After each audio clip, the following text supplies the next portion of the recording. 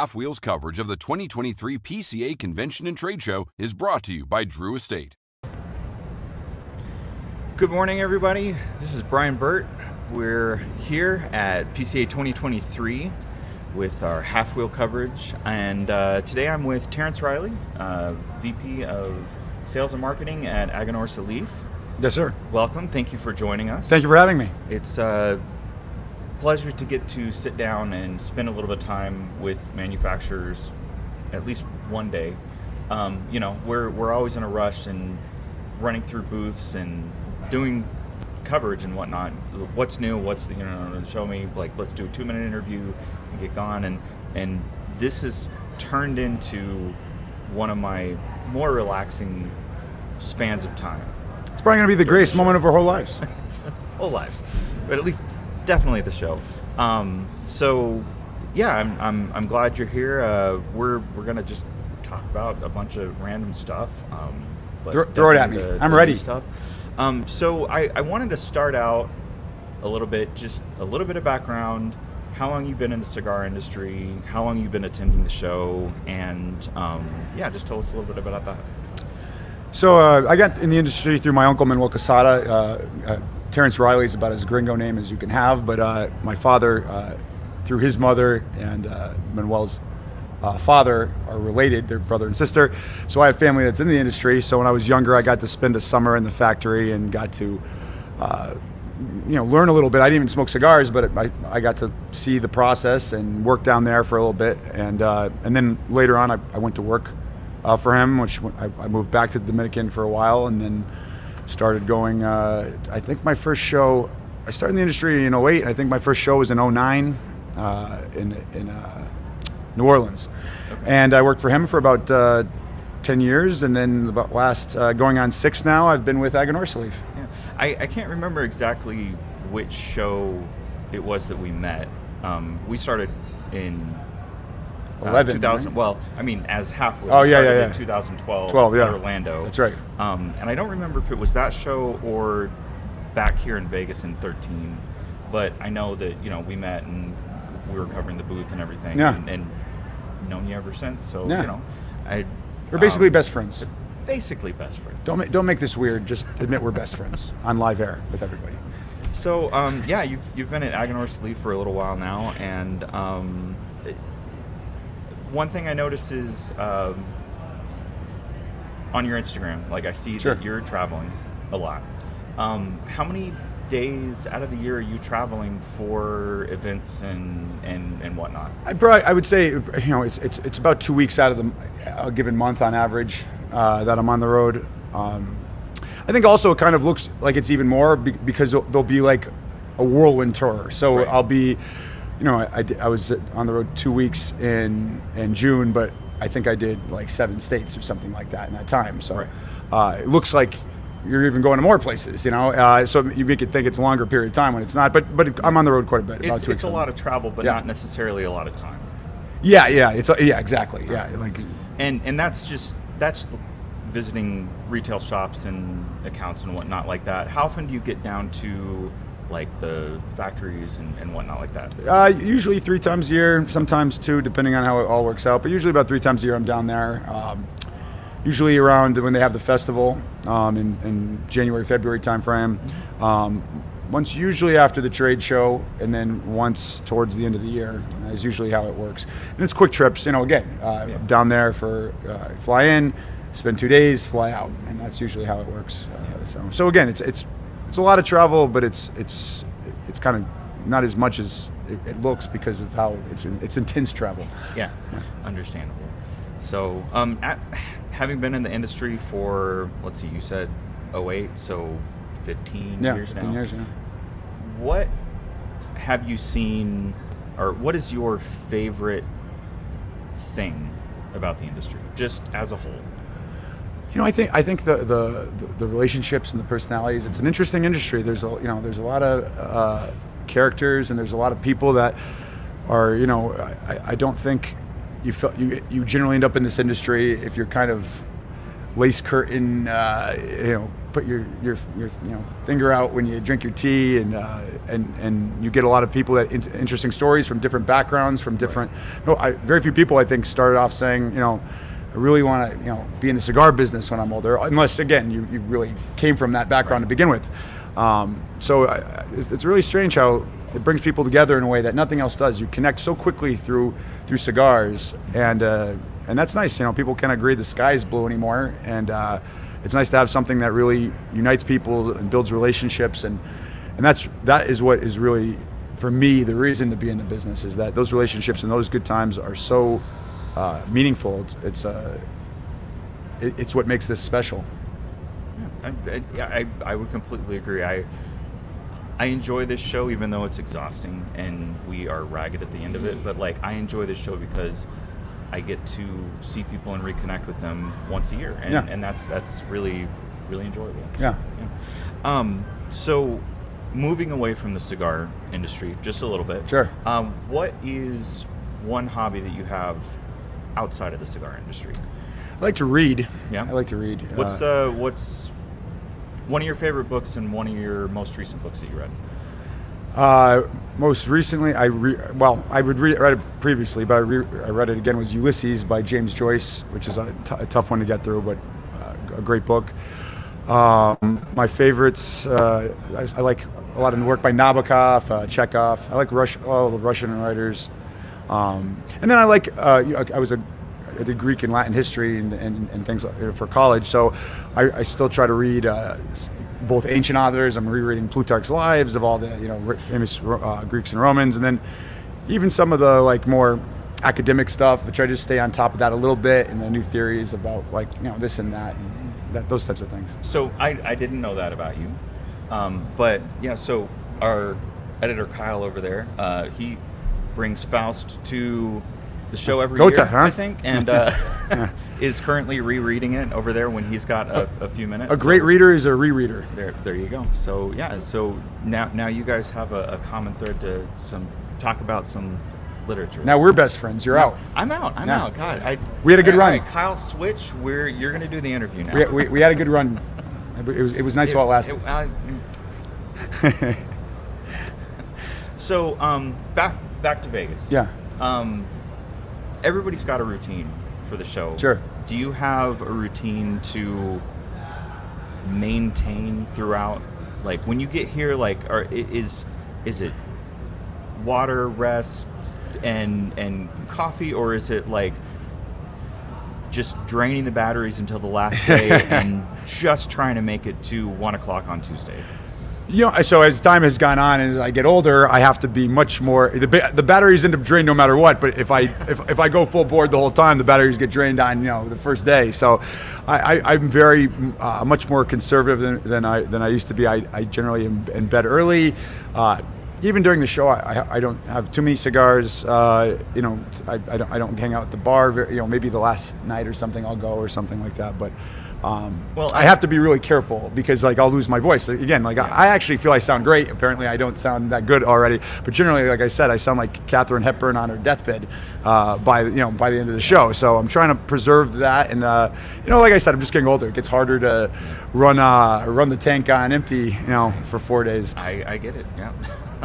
I mean, I started this when I was in my 20s, and now I turned 40 this year, so I feel it. Yeah. I feel it. By day 2, I'm already done this time. So a couple of things about the company, more recent news. Fabian's joined the crew? Fabian Ziegler from famous from Drew. We worked at Drew for almost 20 years. So we brought him on board. We've grown a lot in the last few years, and so we have the same kind of number of people. Yeah. So there's just more work with the same number of people. And what was great about Fabian is that people really like him in the industry, and also he did a lot of things at Drew. He was in international sales. He was the national sales manager for the West Coast, West Coast west of the Mississippi. He did thousands of events over the years, so he could kind of help in a lot of areas. And again, as time goes on, we'll see where that fits best for him, and then I can step away from those areas and focus on other things. And I'm super excited he's with us. He's a great guy. I always liked him to begin with, and he brings a lot to the table in terms of a lot of different parts of the business. For sure. I was going to ask how the retailer response has been, but I mean, like you said, like everybody loves Fabian. So we had a retailer crying. Like I was like, God, like people pushing me out of the way to see Fabian. I was like, hey guys, I'm still here. Yeah. So to new cigars at the show, the JFR Lunatic Maduro is probably, I would say, one of the most talked about ones. Yeah, absolutely. The 10-100. Yeah, so we made it 10 by 100. Yeah, that you heard that correctly at home. 10 by 100, and it comes in a single cast. It takes a whole tobacco plant to make each one. Oh. That's not true, but you believed me, didn't you? I did. See, it's massive. Listen, when I joined the company, this is even beyond the pale, I think, for what we do. But like the company wasn't well known for making large ring gauge cigars. I was like, why do we make this stuff? And then I looked at the sales numbers and I said, well, we better keep making those. And so there's a market for large ring gauge cigars. And I will say this, that if you blend the cigar to the size, they can be just as flavorful, if not more flavorful, than smaller ring gauge cigars. They're not, I'll be honest. My size is a 46, but on some of our lines, because I have to smoke everything, even this monstrosity, flavor-wise, sometimes the largest ring gauge it will be the best. It'll be the one I like the most. Like on the Lunatic Torch line, the 70 ring gauge for flavor is the best tasting. I've definitely run into that. Like, my preferred Vitola is like a Lancero or a Petit Corona or something like that. But sometimes that blend works best in a Robusto or a Gordo or something like that. And it definitely, if the manufacturer blends it to that size, there are certain sizes that really do shine. So, yeah. And they I think in the beginning the problem was that like manufacturers kind of thought these crazy gringos don't know what a good cigar is, and they just jammed it with more tobacco to fill it up, and it wasn't blended to taste good. It was basically just blended to burn, and and that was it. And so it kind of got a negative connotation from that. But if you blended the size, I've learned that you can make it very flavorful as any other size. Yeah. So one of the other things, you had a few new cigars at the show, but one of the specific new things was the Rare Leaf Reserve repackaging. Yes. And that was interesting to note because that was only released 2 years ago. Pretty recently. So within the last 2 years. Yeah, 2 years ago. Yeah. So were you just bringing that packaging in line to match the the Corojo was the repackage. Yes, but the Maduro was new, and it matches the Maduro. It was repackaged to match the Maduro. Yeah. So was that repackaging just to align those two lines together, or was there some other thought behind that? Because it seems like a fairly short amount of time after the release for a rebranding. Yeah, so it's a great question. So one is absolutely what we learned during COVID. We sent out a survey during COVID for how we can improve, how we can do better, and the big takeaway from it was that listen, you need to have easier for us to recognize that the company, everything's all over the place. And during COVID, you talk to retailers, a lot of places were shut down, the customer couldn't go in the store, and they would call up the retailer and say, hey, can I pick up a box at the door of my favorite cigar? And be like, well, which one is it? Well, it's on the right-hand side. It's like, well, which one? I think it's about 7 inches long. Or they don't know the name of it. They don't know. They just know it's on the left-hand side of the humidor. Can we FaceTime to see what's in the humidor? Yeah, I'm serious. And you would hear this story over and over again. So if a guy is smoking a cigar every day and he doesn't know what it's called, what look do we have to notice us, you know? And so that's the arm has become much more prominent on all the packaging.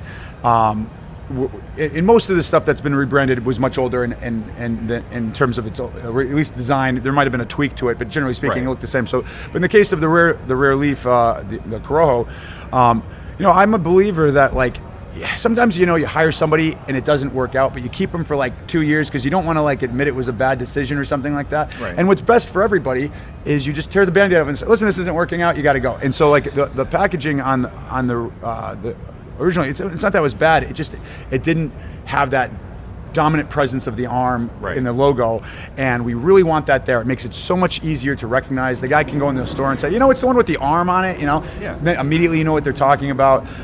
So that was why we did it. It didn't make any difference whether it was a year or 2 years or 5 years. It was like, hey, we got to get this arm more visible on the box, and that's what matters. Not will somebody think that we're rebranding's too soon or whatever. Well, I mean, and that was actually like my follow-up was, what do you think like a timeline should be for a rebrand? But you answered my question. Was it depends, Yeah. and the situation's fluid. Yeah. If the situation calls for it, if you think that you're aligning those like different brands and the packaging is going to work out better, then what? It's not too soon. I feel it makes sense for the company. You should always look at the specific situation. That's all that matters is that situation. So if that situation makes sense, then go for it. And if it doesn't, then don't do it. But people kind of get caught on like, like you said, what's the proper amount of time, or how long this, or what will people think, or not.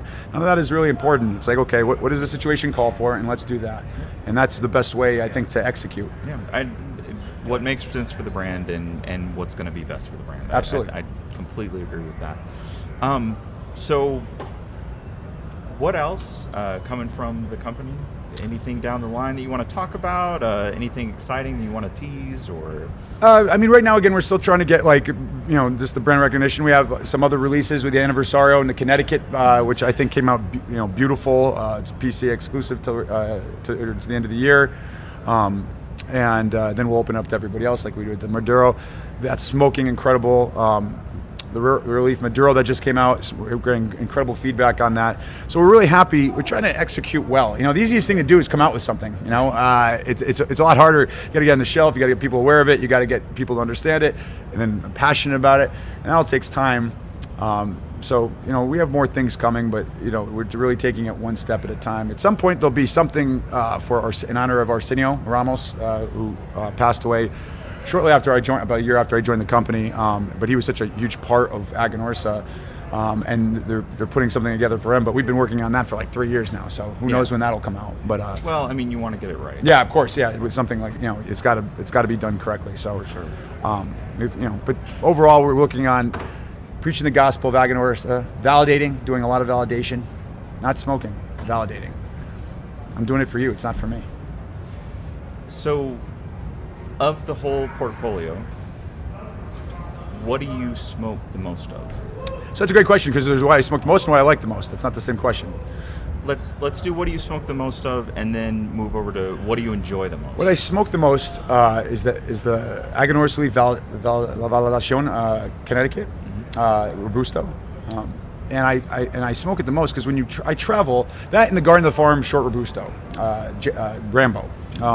And the reason is that they're both flavorful enough to always be enjoyable and not overwhelming. Because when I travel, you go to a store, and if I'm in Nebraska, I haven't been in there for 3 years. The retailer, which I think is a great part of the industry, wants to sit down and have a cigar with you, enjoy.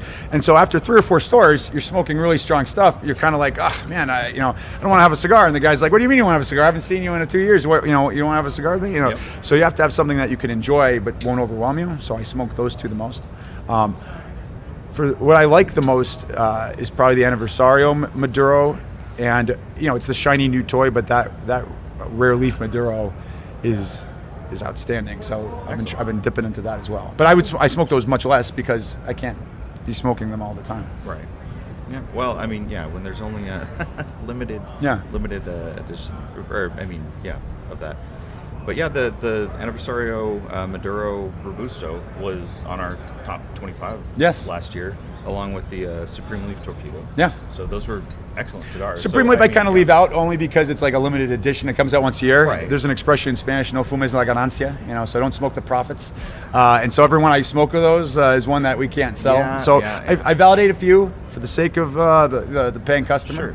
And then I let it go. Yeah. But the Maduro is definitely a great smoke. So yes. But I do agree with you on what do you smoke the most, going with something lighter and whatnot. Back when we first started covering the show, we would do it in pairs. And so we would be covering something, somebody would take notes, the other person would take some pictures, but that meant that like there was an opportunity to smoke a cigar or 2 or 3 during the day. So by the second or third day, your palate's shot. Yeah, you can't taste anything. Can't taste anything. It's just and it's not even enjoyable. Yeah, it's not even enjoyable at that point. But I mean, now it's much different. We are covering individually, and we're juggling that notebook and camera and microphone and whatnot on our own. So I think we smoke. On average, I don't even know if all of us average out a cigar a day. Yeah. Now, but it's like honestly, like it's ironic, but it's the worst place to have a cigar. I mean, you're running around. It's dry, and we're working, and you're trying to talk to people, and it's not an enjoyable. It's a great thing about cigars. They're great to smoke, And everybody, do you want something to smoke? Like, sure, I will take this, and I will go home, and I will sit down where I can focus on it. Yeah. And actually appreciate the work that you put that's into what the cigar. It's a pleasure. You want it to be pleasurable. I don't want to light this up right now, walk 25 feet away after I've smoked half an inch, and then like have to put it down. Yeah, exactly. So, I think that's part of it is, I don't want to not appreciate the cigar that's been given to me. Exactly, and so I am not smoking because I'm saving those for home. Absolutely. So, but I still try to sneak something in. Yeah, here and there, here and there. So, yeah. Well, I think we're close to wrapping up. I want to make sure you get back to the booth before the show opens and everything. Sure. So is there any other parting words or anything else you want to say about? No, I always say we have a group on Facebook, AGANORSA Acolytes. Please join our YouTube channel. We've got great videos. You can see the farms, the factory, our Cuban team down there, our Nicaraguan team. And stay in touch. Anyone watching out there, we want to hear from you. A lot of the decisions we make are based on feedback, and so the more we know from the people out there, the better we can execute. So Thank you for supporting AGANORSA, and thank you for having me on the show. Yeah, absolutely. It's been a pleasure getting to visit a little bit and catch up. So. Greatest day of our lives, like I said. Do what? Greatest day of our whole lives. Greatest day of our lives, everybody. Yours too, because you got to see it. So thank you everybody for watching. This is Half Wheel again at PCA 2023. Continue watching the website for the rest of our coverage of the show. And we've got one more live tomorrow, I believe, and then that'll be it from those. But we're going to be doing coverage for the next little bit. But anyway, getting the wrap-up sign. So thank you again. Brooks is mad. Brooks looks upset. We'll talk later. Half Wheel's coverage of the 2023 PCA Convention and Trade Show is brought to you by Drew Estate.